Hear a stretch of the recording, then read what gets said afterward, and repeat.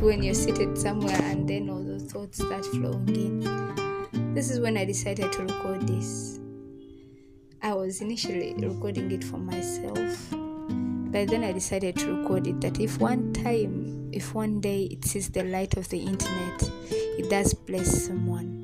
By the way, my name is Nakate Josephine, a biomedical engineer professionally, but also a love of books, writing. I could have written this, but I decided that you should get it in raw form, and this is in my own voice. I have something to share I recently figured out. It's one of those things that seems very obvious once you hear it, but it completely changed how I see my daily life. Out of absolutely anything you do repeatedly, it doesn't matter what it is, it doesn't send you even a pop-up notification saying, hey, just a heads up, this is a terrible idea, should we really make a habit out of this? And doesn't give you a gold star for the good stuff either. It's neutral. It's like a factory assembly line. You feed it the raw materials and it automatically builds the product, whether it is good or bad. Let's make this real. Right now, if you know, you know, but the Big Brother Niger season 10 is in the building. For 9 electrifying seasons, the eye never blinked. Because in this house, the cameras never miss. Season after season of extraordinary moments. Bold game plans, power moves that shook the house, and romance that kept hearts guessing. Even then, you've seen nothing yet. This BB Niger Season 10. No filters, no scripts, no holding back. Cause it's 10 times the drama, 10 times the rivalry, 10 times the game. This is certified.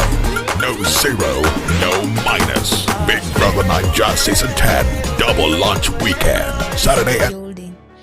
And if you've watched the past seasons, you know that drill.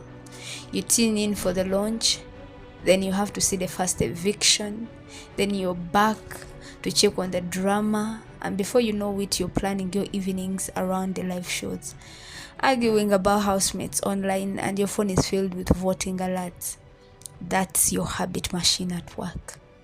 You did it once, then twice, and your brain was like, oh, okay, this is the thing we do now.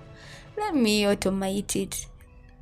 And I'll even release a little dopamine when you watch to make sure you come back. The brain is very efficient and it works just as well for something that's not fun. Let me tell you about my workout journey. This is personal. It started about a year ago. And let me tell you something. It wasn't something that I wanted. But even I think my family doesn't know about this. But I used to have terrible headaches. Yes, I would say they changed, but also lifestyle sometimes can cause some stuff. So I wanted to just change my lifestyle a little by incorporating in a workout.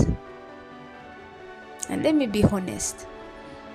At first it was very painful, it was exhausting, my muscles ached, I was out of breath, and my brain was screaming at me to just stop and go back to sleep. Every single session was a battle. But I kept showing up, not because I loved the pain, but because I trusted the process. And then something wild happened. After a few weeks, the pain changed. It wasn't the pain of misery anymore. It became the ache of effort. Then it started to feel good. I know that sounds crazy, but it's true. I started to crave that feeling, the feeling of being strong, of being capable, pushing my limits.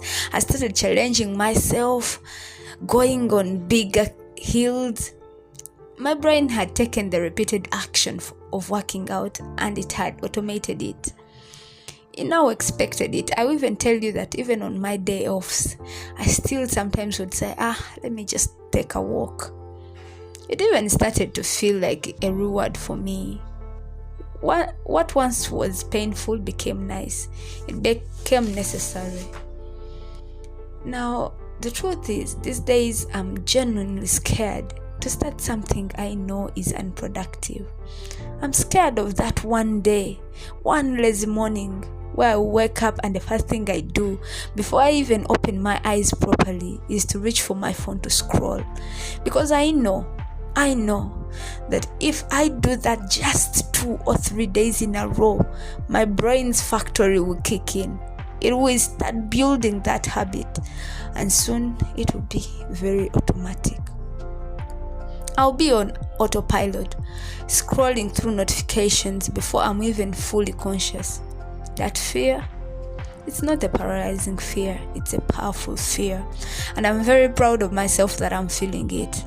It's the awareness that every single action is a vote for the person I'm becoming. And the beautiful flip side of that is the hope. Because the exact same rule applies to the stuff I want in my life. Reading a book for 15 minutes feels like a chore until you do it every night for 2 weeks. Then your brain starts to miss it if you don't. Practicing a new language feels awkward and slow until that 10-day streak pops up and you realize you actually memorized phrases without even trying that hard. It becomes seamless. The machine works for you. So, the $1 million question isn't just what is your brain automatically building? It's what repetitions are you consciously choosing to start today? Are you going to feed the machine the raw materials for distraction? Or are you going to feed it the raw materials for a skill, for knowledge, for a healthier body? Your call to action this week is to use that fear, use that awareness.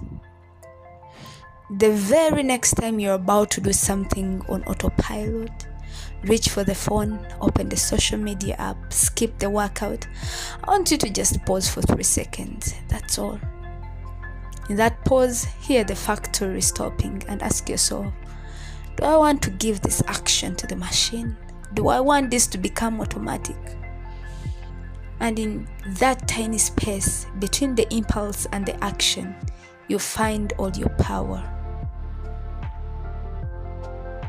You are the foreman of your own habit factory. Build something incredible. Thank you so much for your time. I'm Nakate Josephine, and I truly hope this blessed someone today.